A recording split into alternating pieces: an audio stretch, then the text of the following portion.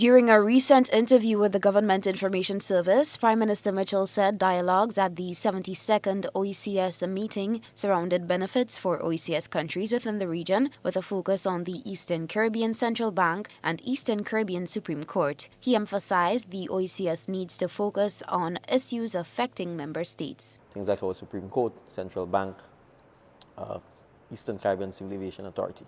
To some extent, I think the population of the OECS take these things for granted because they've been around so long and they work so well.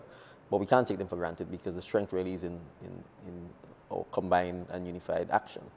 But crucially, it also recognizes that we need to do a lot more to foster OECS integration and to deepen that process and to use our collective strengths to tackle some of the big challenges we face, like air travel. And we actually had a town hall with the citizens of Monserrat on the final day, and air travel was a major issue.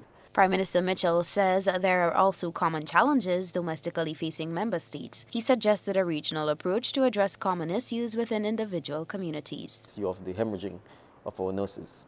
All of us are facing the challenges of our nurses leaving en masse. In the case of Grenada, I think we've lost 75 already for the year. There's a possibility of another 25 or so leaving.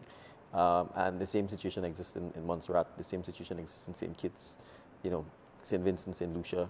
We're relying on Cuban assistance, for example. So it means it's a common problem, and there's an opportunity then for us to find a common regional solution, or at least mitigation measures to address it. So it reemphasized that the challenges we face are similar, if not the same.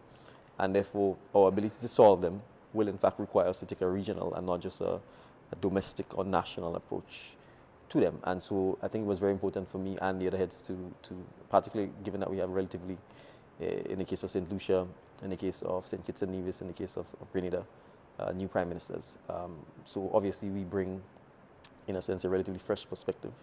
And in my case, particularly coming from almost straight out of the private sector. He added that there are now 3 young prime ministers within the OECS, which all aid in introducing innovative ideas to the OECS authority. Compared to some of the other leaders, both within the OECS and in CARICOM.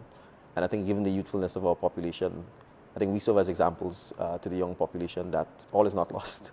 And there's a genuine opportunity for us to reimagine what politics looks like, what engaging with our people look like, and what setting goals and aspirations and going after them look like. So I think from that perspective, I certainly think the people of the OECS expects of us that we will make a reconcerted effort to truly try and address some of the challenges we face as a people so that we can improve the lives of the citizens of the OECS.